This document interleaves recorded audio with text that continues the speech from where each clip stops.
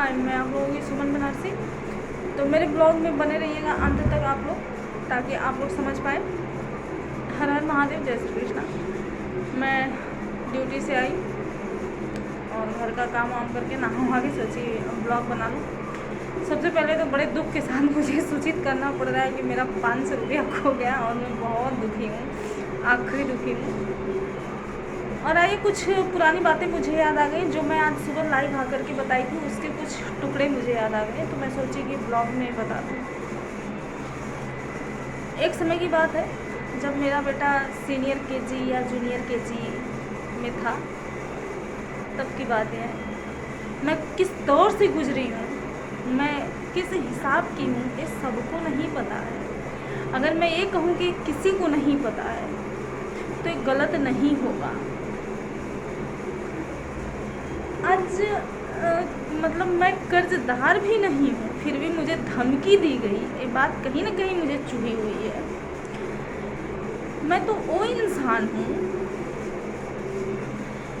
कि जो मैं थोड़ा सा वहाँ पे जिक्र की हूँ अपने कि मेरा मानसिक संतुलन खराब हो चुका था। एक समय ऐसा भी आया था, किस कारण से आया था ये मैं सोशल मीडिया पे नहीं बता पाऊँगी।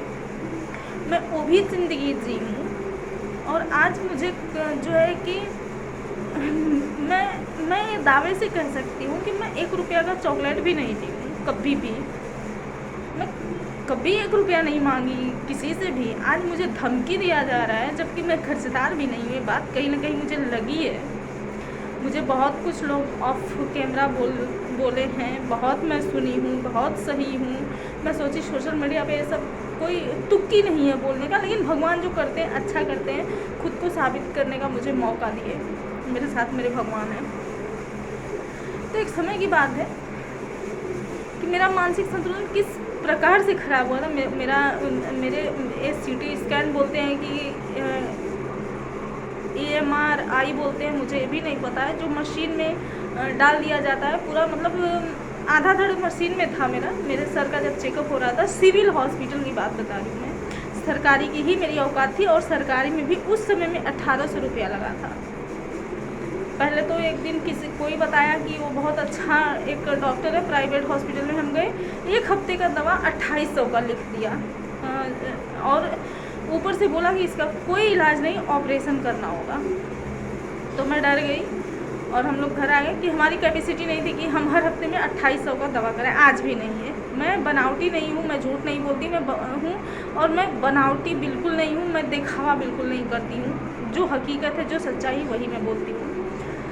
तो हमारी कैपेसिटी नहीं थी, हमारी औकात नहीं थी कि हम हर हफ्ते 2800 का दवा लें। तो मैं बस एक बार वहाँ से दवा लेके आई। फिर इसके बाद मैं सिविल जाना शुरू कर दी। सिविल सरकारी हॉस्पिटल है।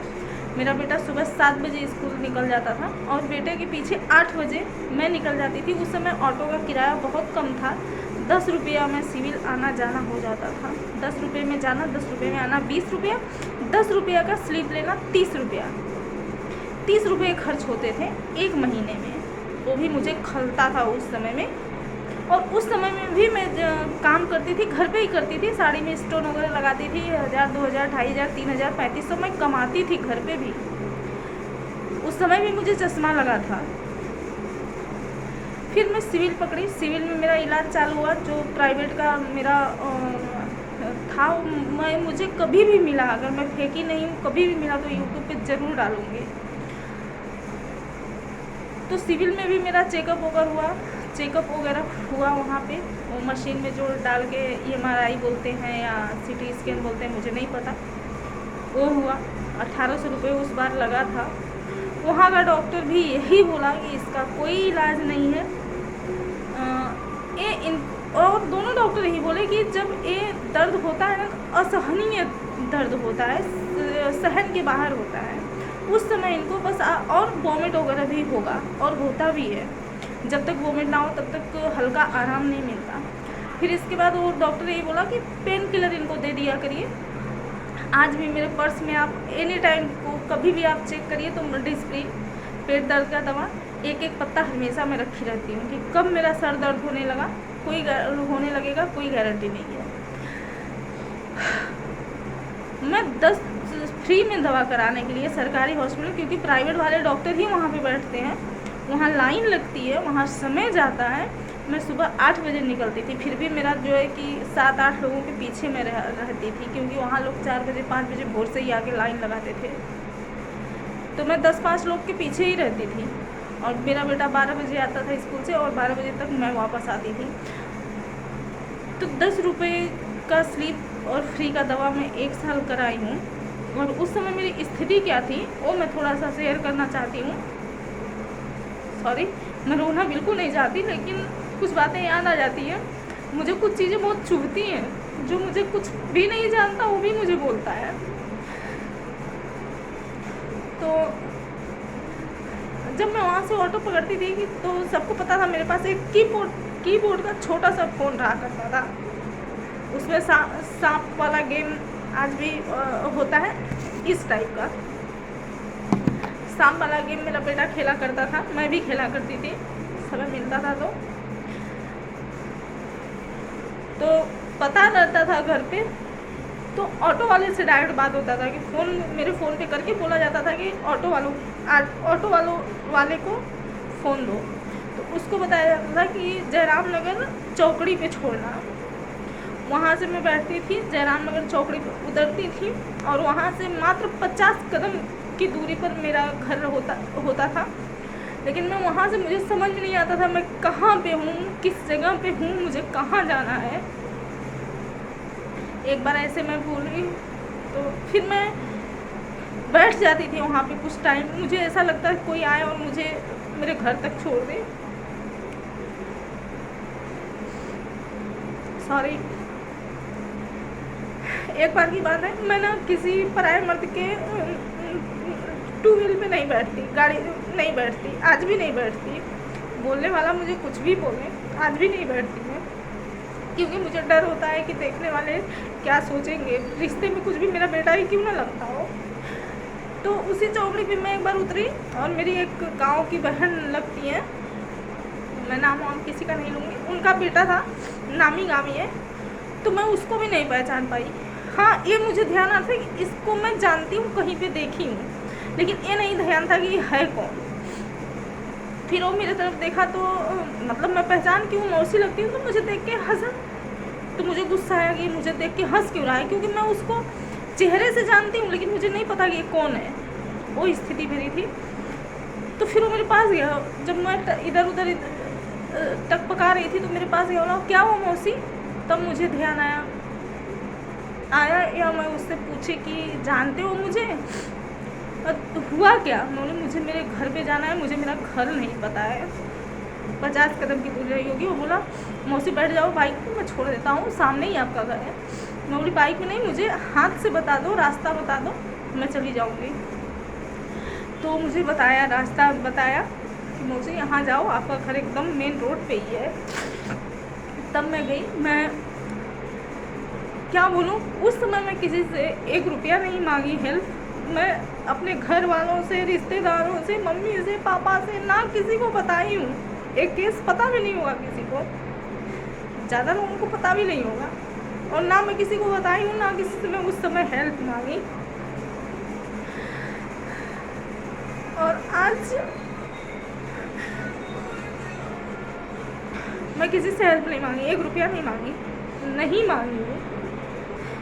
कोई बहुत लोग घमंडी बोलते हैं, बहुत लोग ईगो बोलते हैं, लेकिन ना तो ये मेरा घमंड है, ना तो ईगो है, ये मेरा स्वाभिमान है। मैं ऐसा भी दिन देखी हूँ कि कई रात एक समय ऐसा था कि भूखे सोना पड़ता था। तब भी मैं किसी से सहायता मांगने नहीं गई कि मेरे घर में राशन नहीं है, मुझे पैसे दे दो।